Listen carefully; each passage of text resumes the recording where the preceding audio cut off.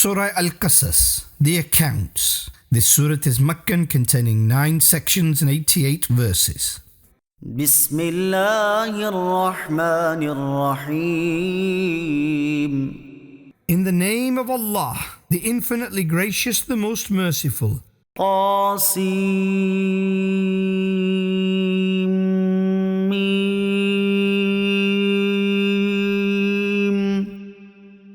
طاسين ميم.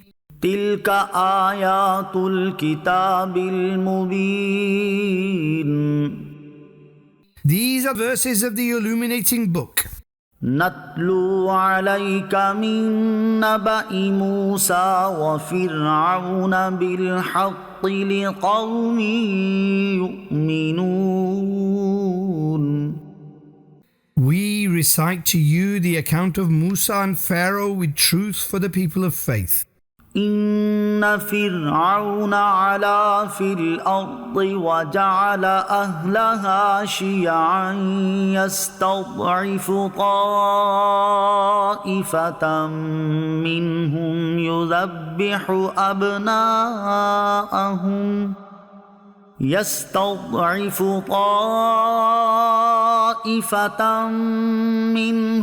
يذبح أبناءهم ويستحيي نساءهم إنه كان من المفسدين. Pharaoh expressed arrogance in the earth and made its inhabitants into various groups. He weakened a group, the children of Israel, among them. He would slaughter their sons and spare their women.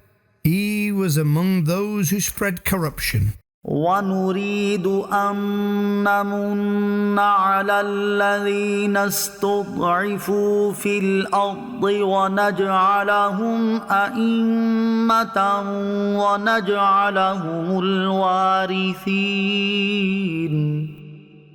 And we will that we bestow favor upon those who are weakened in the earth, and make them leaders and make them inheritors of wealth and land. ونمكن لهم في الأرض ونري فرعون وهامان وجنودهما منهم ما كانوا يحذرون. And we shall grant them power in the earth, and we will show Pharaoh, Haman, and their armies that which they feared from them.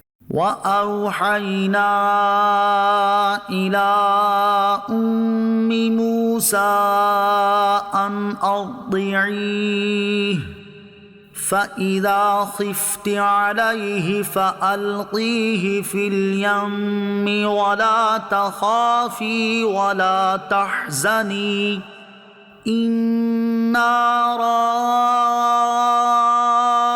رادوه إليك وجاعلوه من المرسلين. And we inspired Musa's mother, suckle him, so when you fear for him, then place him in the river, and neither fear nor grieve. Indeed, we shall return him to you, and will make him among the messengers. فالتقطه آل فرعون ليكون لهم عدوا وحزنا إن فرعون وهامان وجنودهما كانوا خاطئين.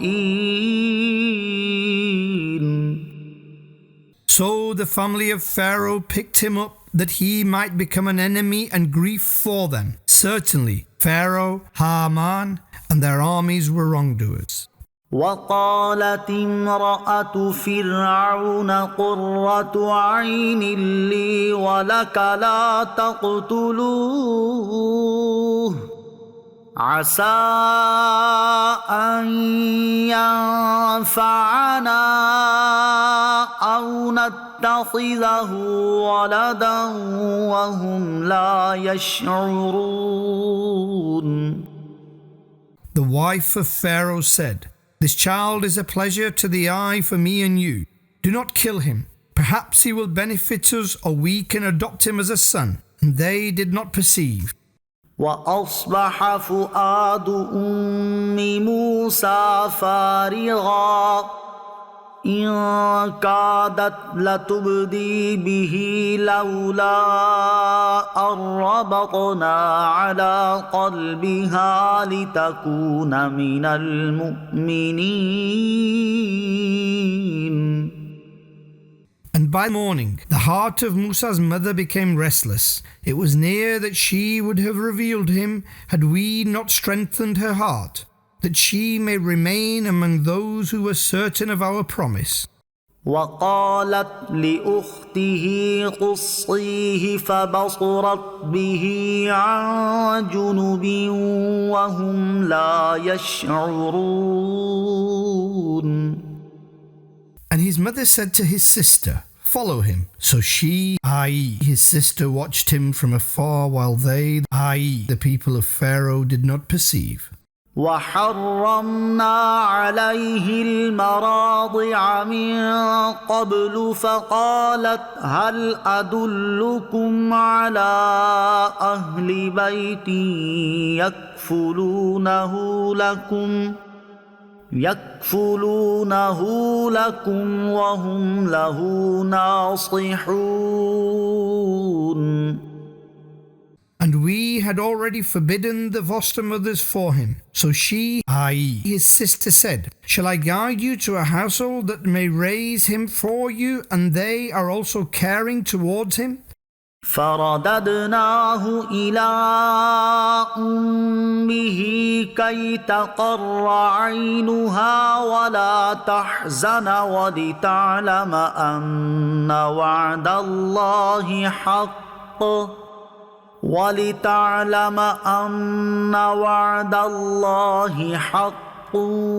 ولكن أكثرهم لا يعلمون.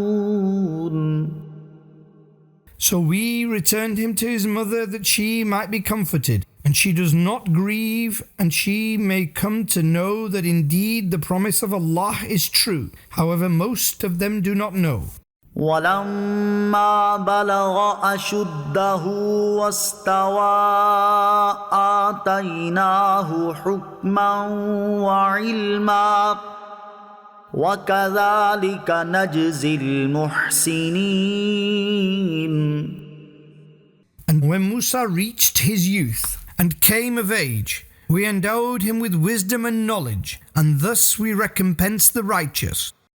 ودخل المدينة على حين غفلة من أهلها فوجد فيها رجلين يقتتلان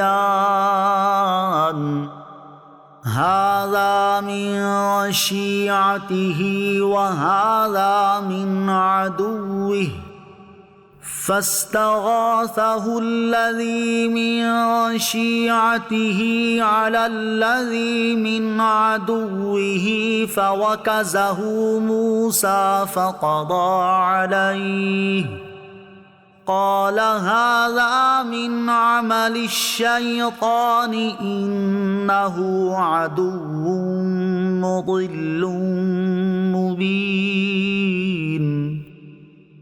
And he entered the city during the time of siesta for its inhabitants, finding there two men fighting, one who was from his group and the other from his enemies. So the one who was from his group sought his help against the one who was from his enemies.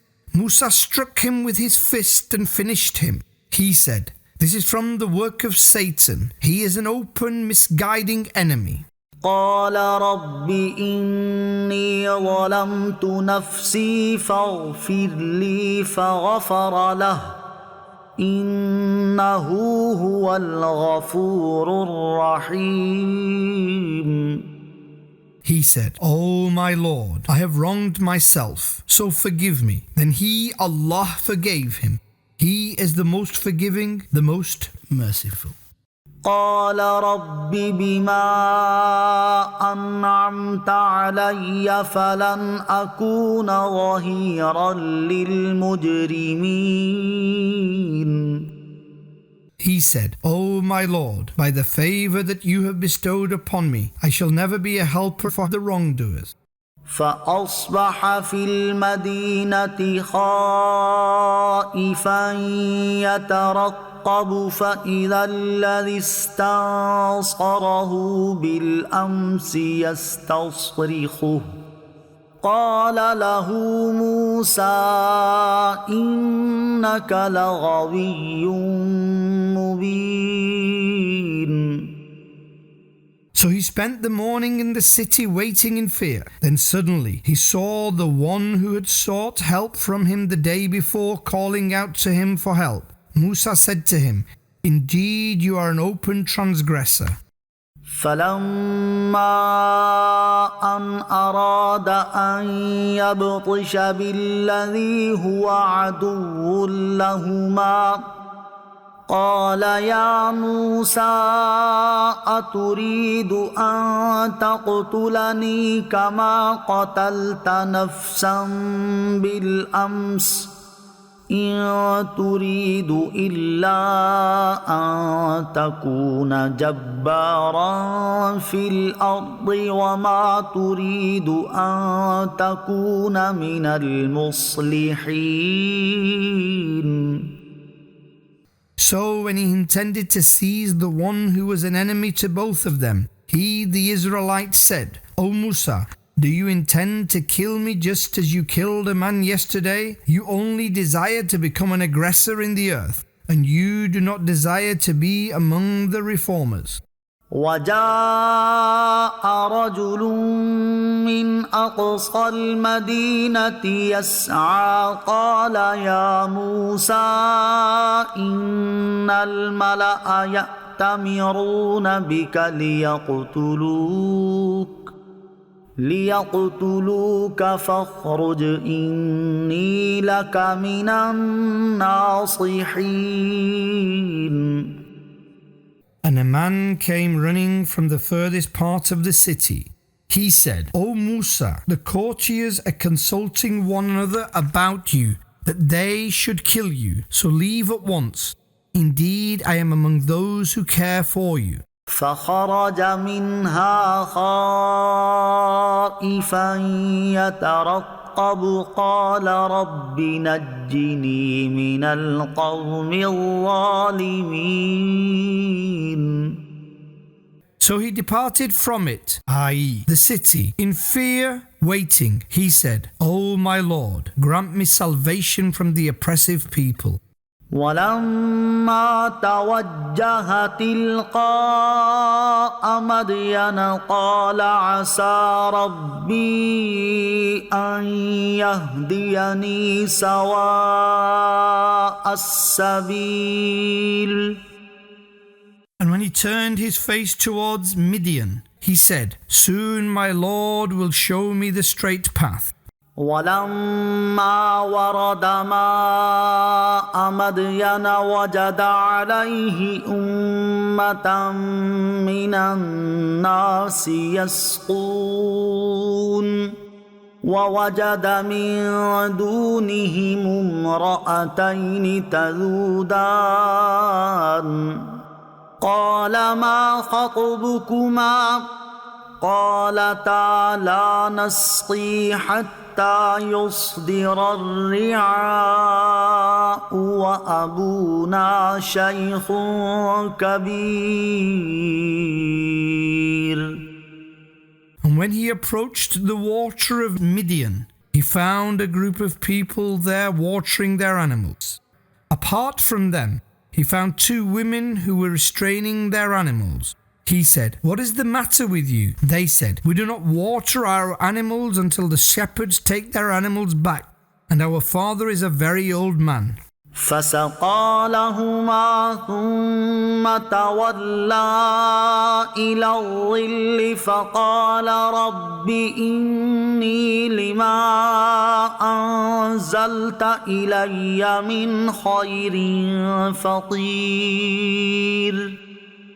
So he watered their animals for them. Then he turned towards the shade and said, O my Lord, I am in need of whatever good you may send down upon me.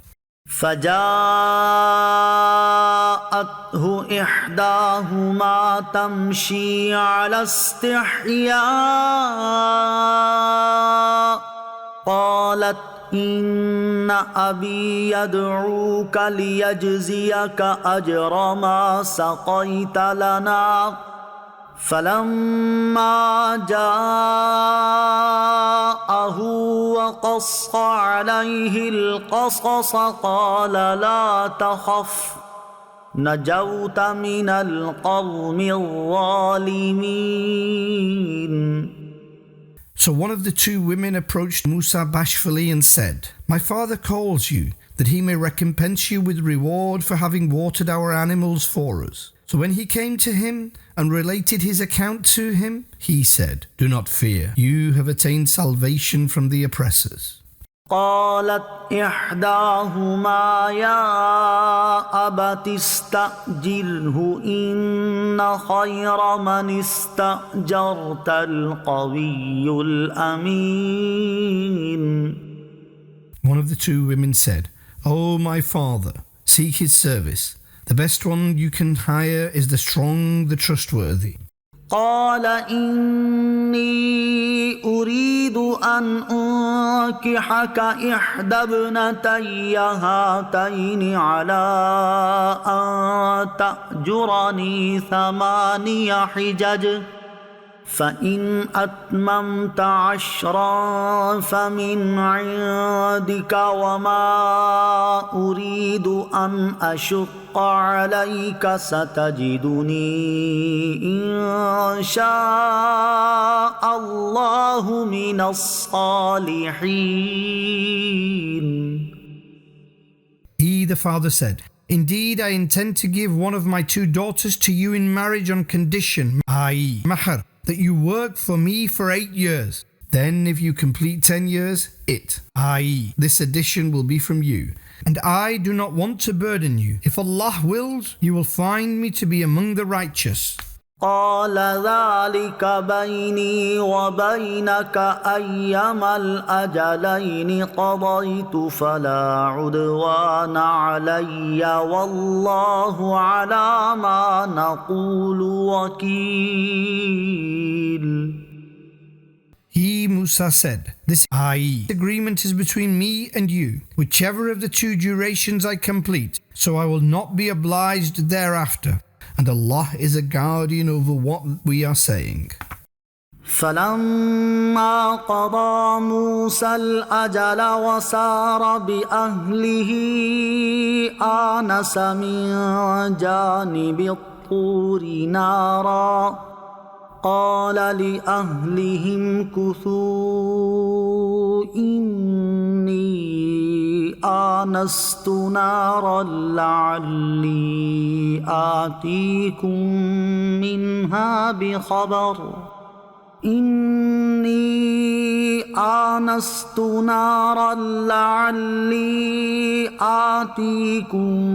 منها بخبر أو جذوة من النار لعلكم تصطلون.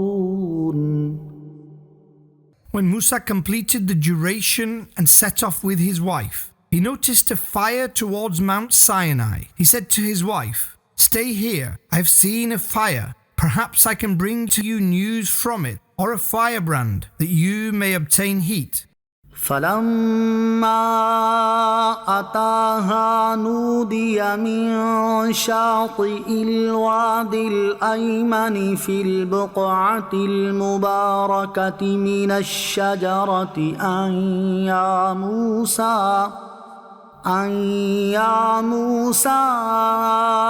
إني أنا الله رب العالمين.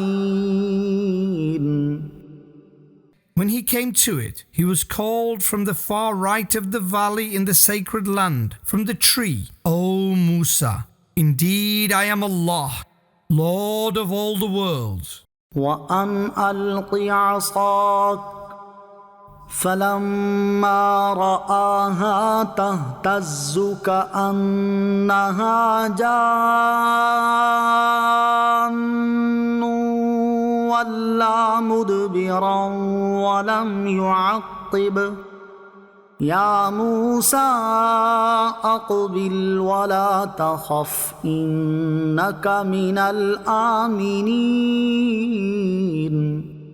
And cast your staff. So when he saw it slithering as if it were a snake, he withdrew with his back turned, and he did not look back. So we said, O Musa, come forth and fear not. You are among those who are safe and sound. أسلك يدك في جيبك تخرج بيضاء من غير سوء واضمم إليك جناحك من الرهب فذلك برهانان من ربك إلى فرعون وملئه إنهم كانوا قوما فاسقين. Place your hand in your collar. It will come out shining white without any blemish. And draw your hand to yourself to remove fear. So these are two great proofs from your Lord to Pharaoh and his courtiers. They are disobedient people. قال رب إني قتلت منهم نفسا فأخاف أن يقتلون. He, Musa, said, O my Lord, I have killed a man from among them, so I fear that they will kill me.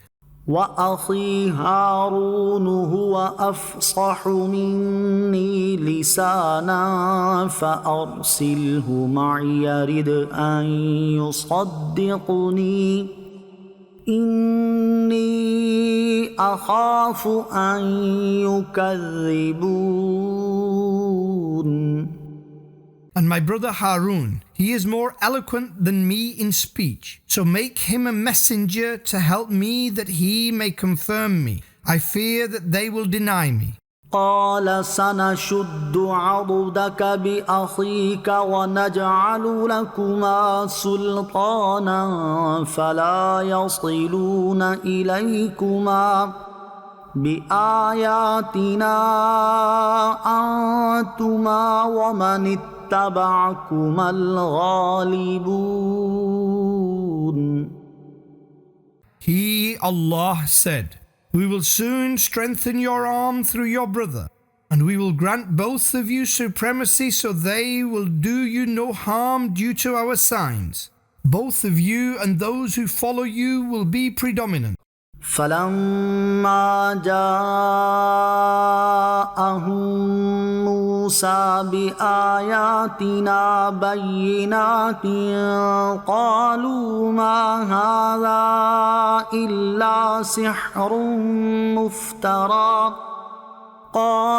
ما هذا إلا سحر مفترى وما سمعنا بهذا في آبائنا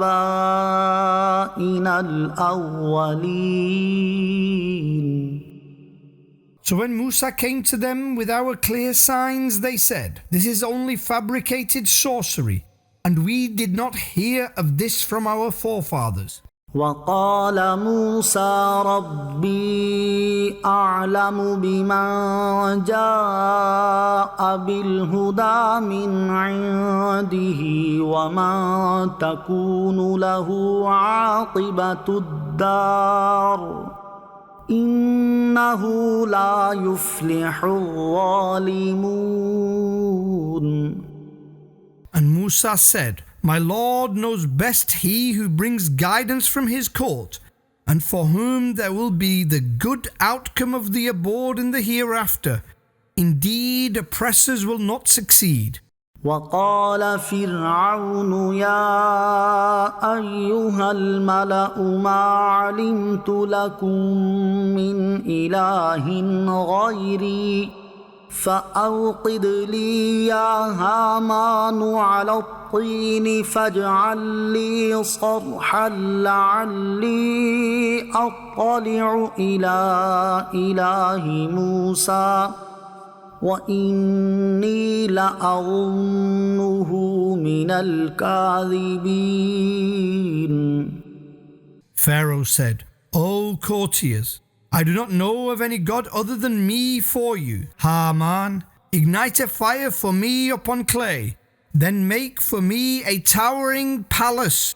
Perhaps I may look upon the God of Musa, and indeed I consider him to be among the liars. واستكبر هو وجنوده في الأرض بغير الحق وظنوا أنهم إلينا لا يرجعون.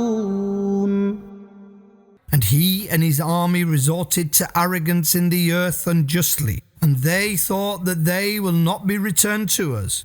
فأخذناه وجنوده فنبذناهم في اليم فانظر كيف كان عاقبة الظالمين.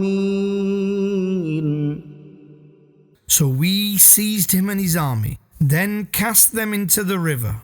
So see what became of the oppressors.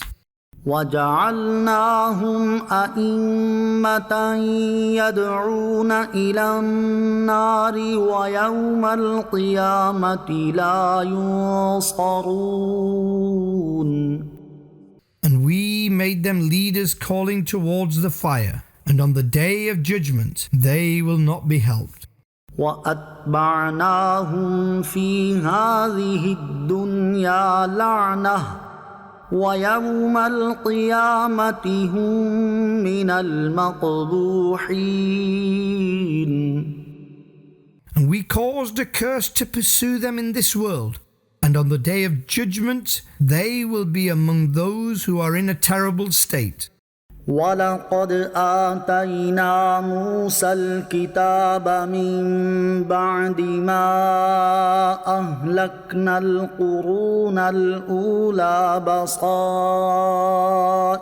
للناس وهدى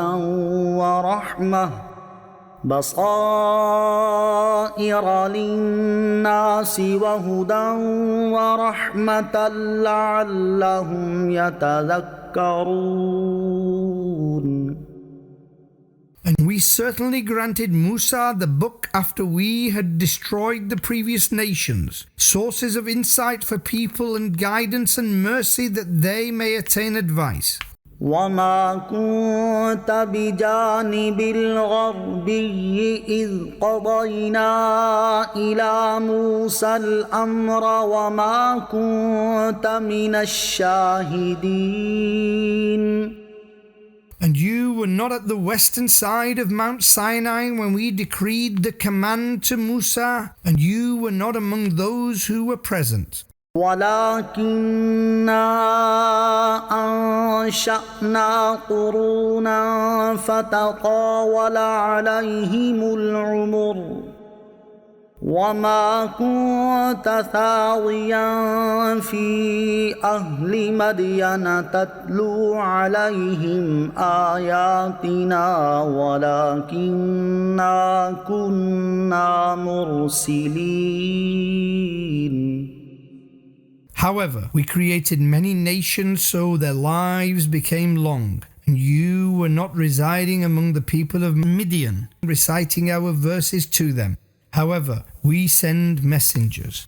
وما كنت بجانب الطور إذ نادينا ولكن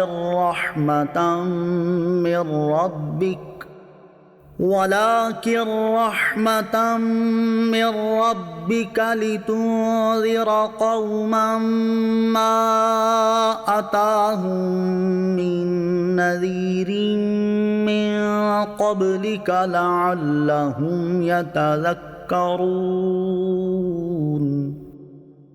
And you were not at the side of Mount Sinai when we called Musa. However, it is mercy from your Lord that you may warn the nation to whom no warner has come before you, with this hope that they will attain advice.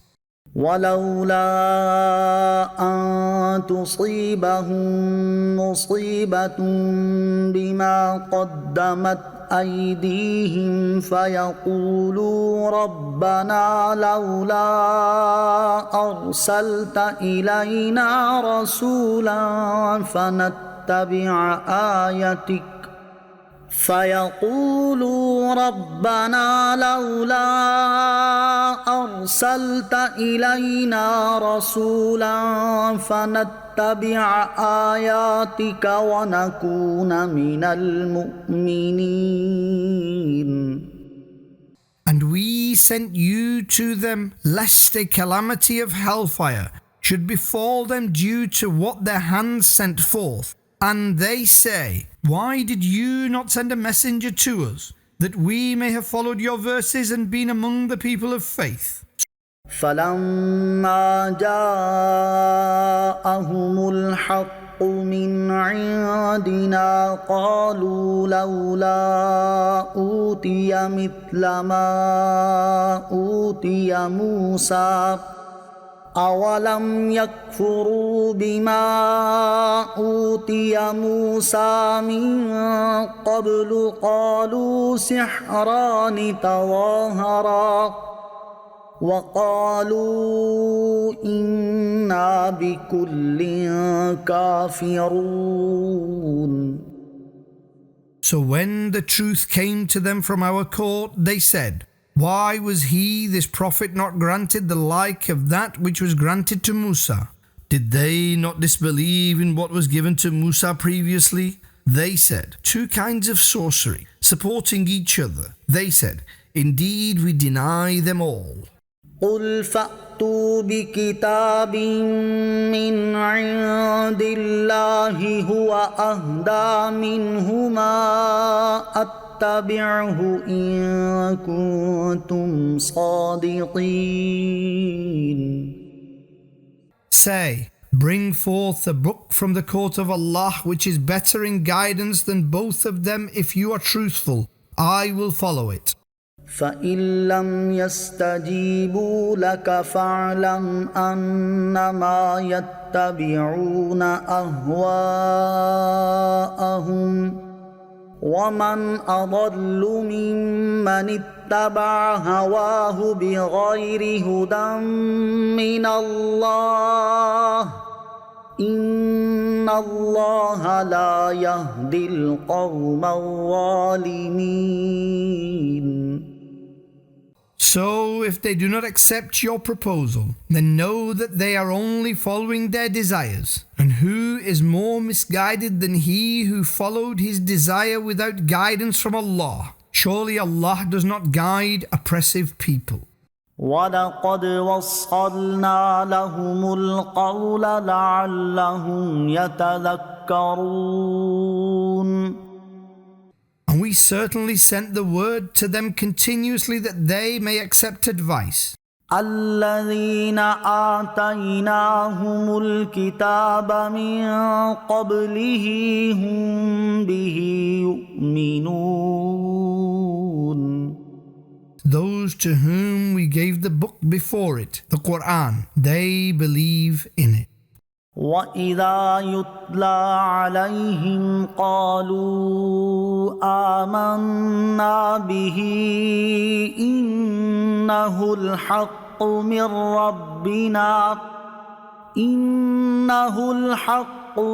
رَبِّنَا إِنَّا كُنَّا مِنْ قَبْلِهِ مُسْلِمِينَ. And when it is recited to them, they say, we believe in it. Indeed, it is the truth from our Lord. We had already become obedient before it. أولئك يؤتون أجرهم مرتين بما صبروا ويدرؤون بالحسنة السيئة ومما رزقناهم ينفقون. They will be granted their reward, doubled as they were patient, and they would repel evil with good, and they spend in our way from the sustenance we have provided them. وإذا سمعوا اللغو أعرضوا عنه وقالوا لنا أعمالنا ولكم أعمالكم سلام عليكم لا نبتغي الجاهلين. And when they hear indecent speech, they turn away from it and they say, Our deeds are for us, and your deeds are for you. Peace, salam be upon you. We do not desire the company of the ignorant. إنك لا تهدي من أحببت ولكن الله يهدي من يشاء وهو أعلم بالمهتدين. You cannot guide whomsoever you want of your own accord. However, Allah guides whomsoever He wills, and He knows best those who have been guided. وقالوا إن نتبع الهدى معك نتخطف من أرضنا أولم نمكن لهم حرما آمنا يجبى إليه ثمرات كل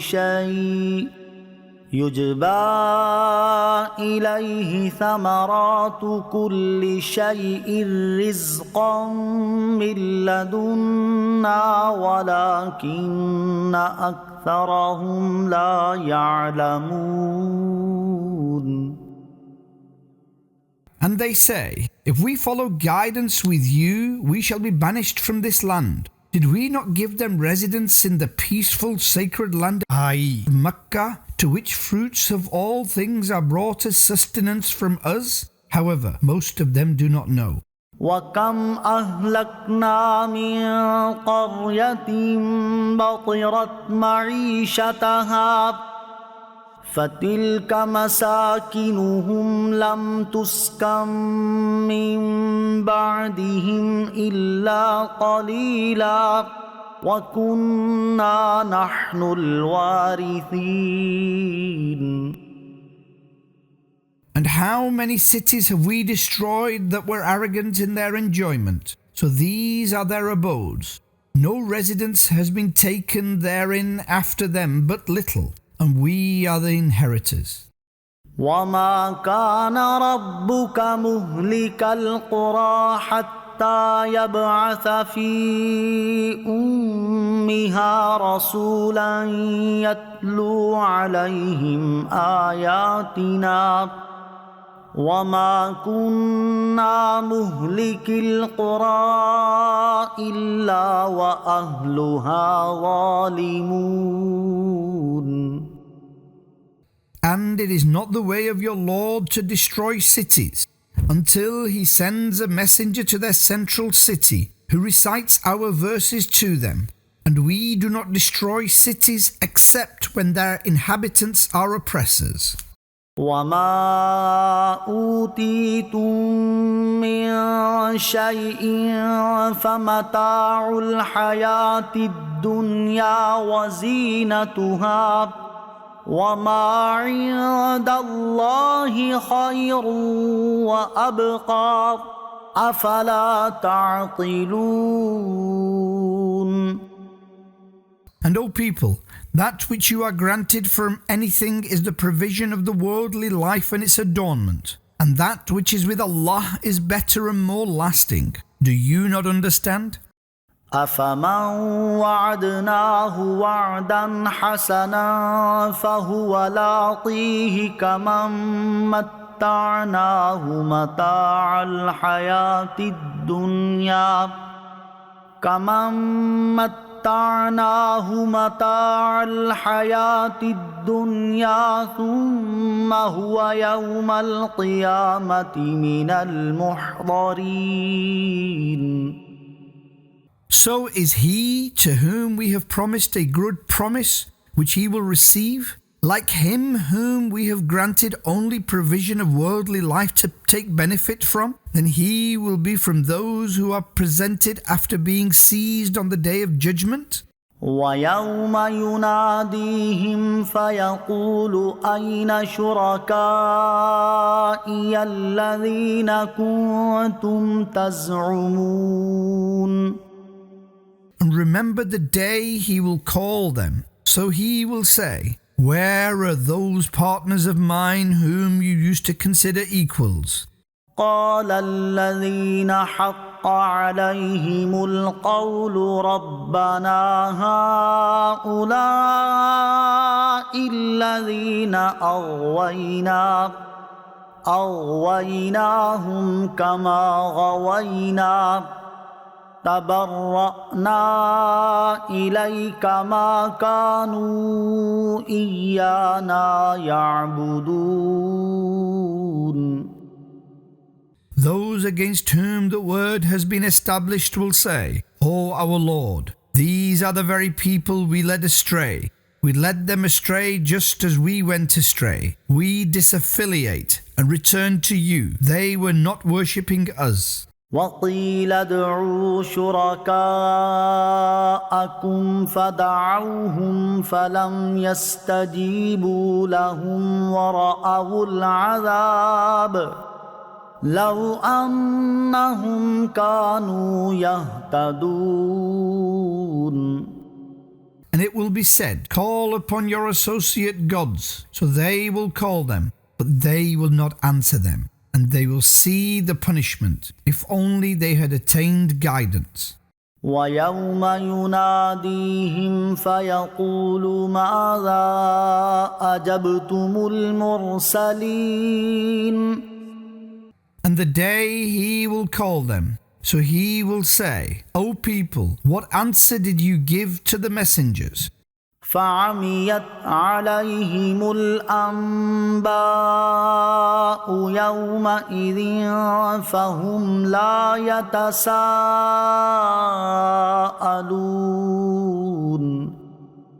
So news will become concealed to them on that day, so they will not ask one another.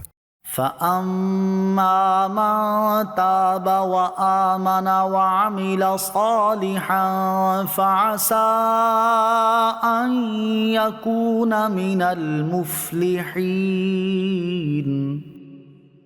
As for he who repented and believed and performed righteous deeds, so it is near that he will be among the successful. وربك يخلق ما يشاء ويختار ما كان لهم الخيرة سبحان الله وتعالى عما يشركون. And your Lord creates what he wills and prefers what he wills. There is no authority for them, i.e. the polytheists. Allah is pure and exalted above what they ascribe as partners.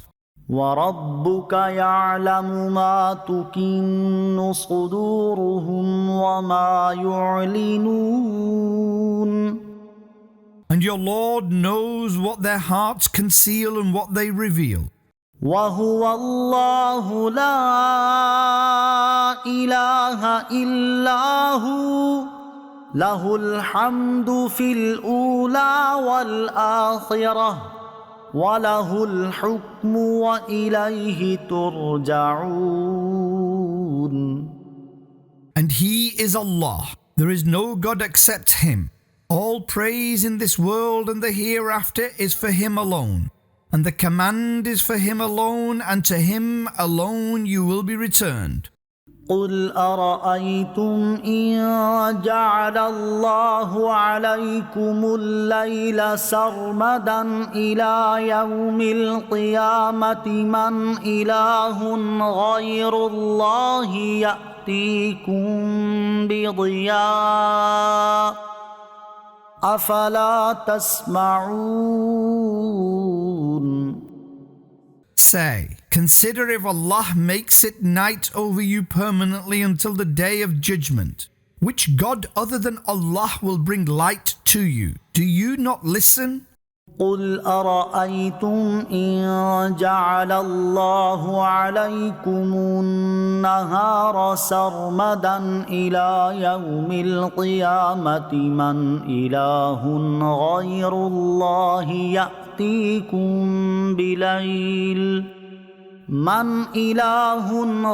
الله يأتيكم بليل تسكنون فيه أفلا تبصرون. Say, consider, if Allah makes day over you permanently until the day of judgment, which God other than Allah will bring night to you in which you may rest, do you not see?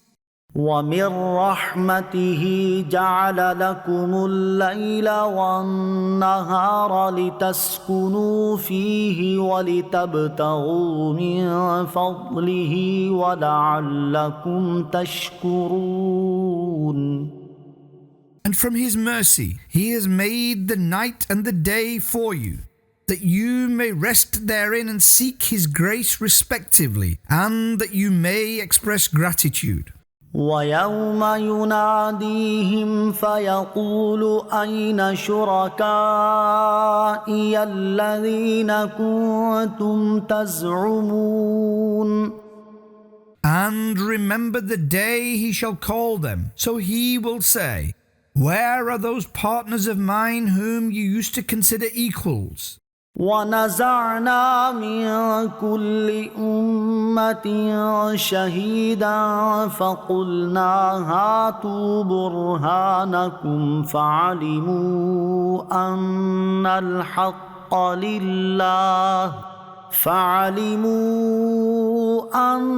الحق لله وضل عنهم ما كانوا يفترون. And from every group we shall bring forth a witness.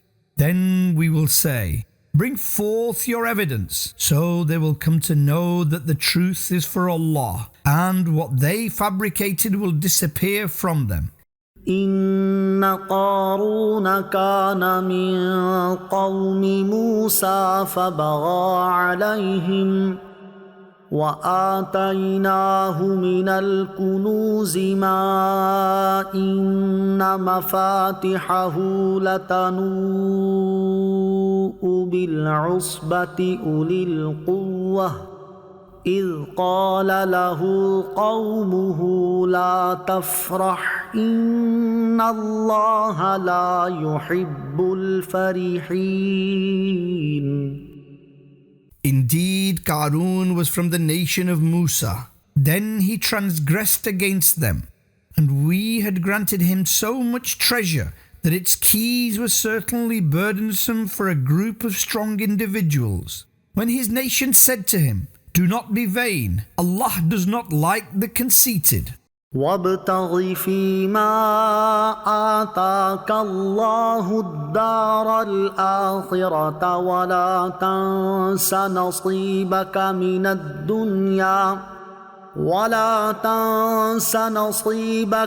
الدنيا وأحسن كما أحسن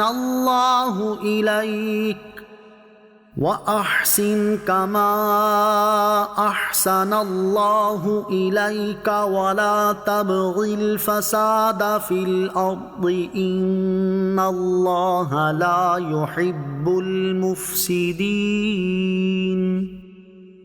And seek the abode of the hereafter with that which Allah granted you, and do not forget your share from the world, and do good just as Allah has bestowed goodness upon you, and do not seek discord in the land. Allah does not like those who spread discord. قال إنما أوتيته على علم عندي أولم يعلم أن الله قد أهلك من قبله من القرون من هو أشد منه قوة وأكثر جمعا ولا يسأل عن ذنوبهم المجرمون.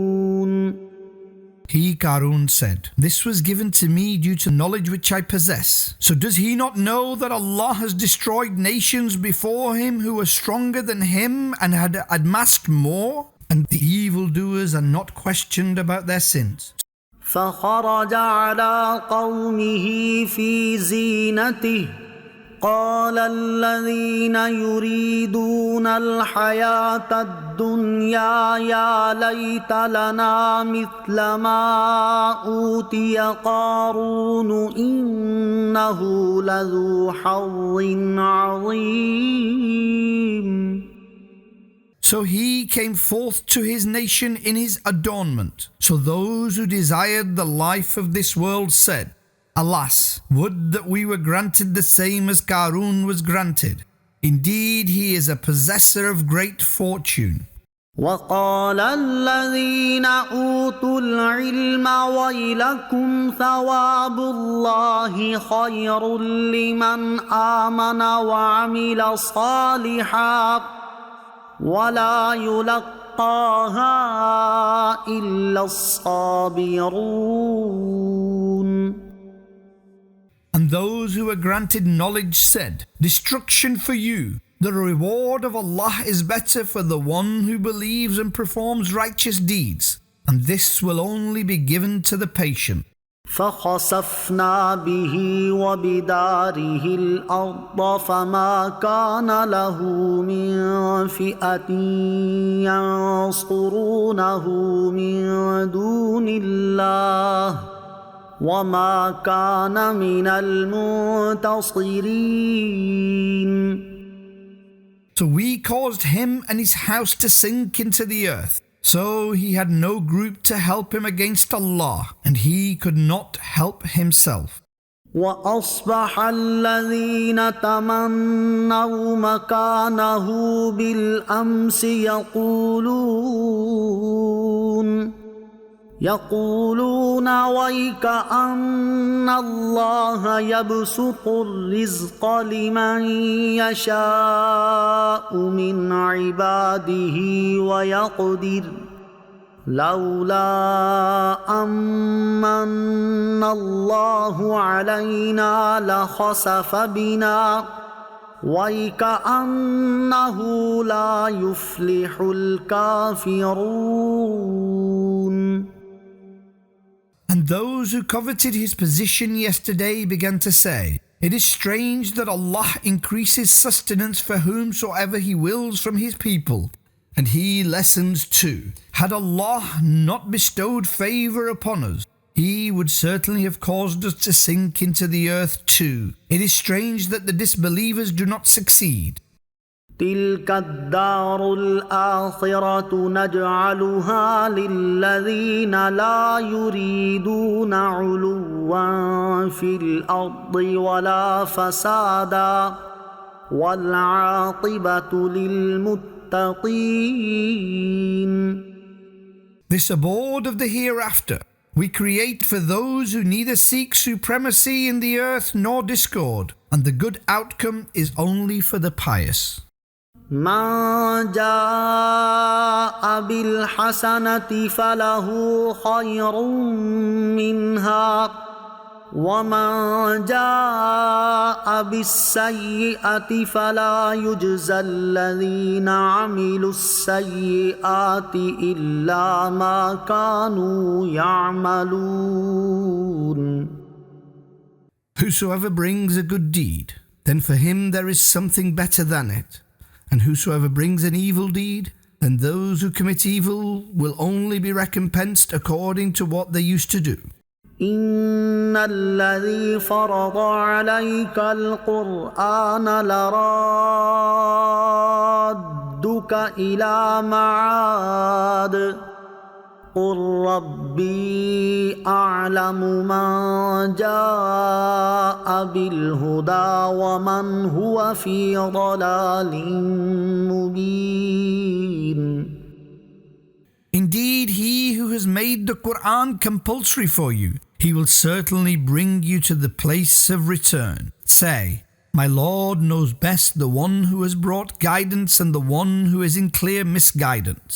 وما كنت ترجو أن يلقى إليك الكتاب إلا رحمة من ربك فلا تكونن ظهيرا للكافرين. And you had no hope that a book will be revealed to you, but it is mercy from your Lord. So never be a helper for the disbelievers. ولا يصدنك عن آيات الله بعد إذ أنزلت إليك وادع إلى ربك ولا تكونن من المشركين. And they should never prevent you from the verses of Allah after they have been revealed to you. And call to your Lord and never be among the polytheists. ولا تدع مع الله إلها آخر لا إله إلا هو كل شيء هالك إلا وجهه له الحكم وإليه ترجعون.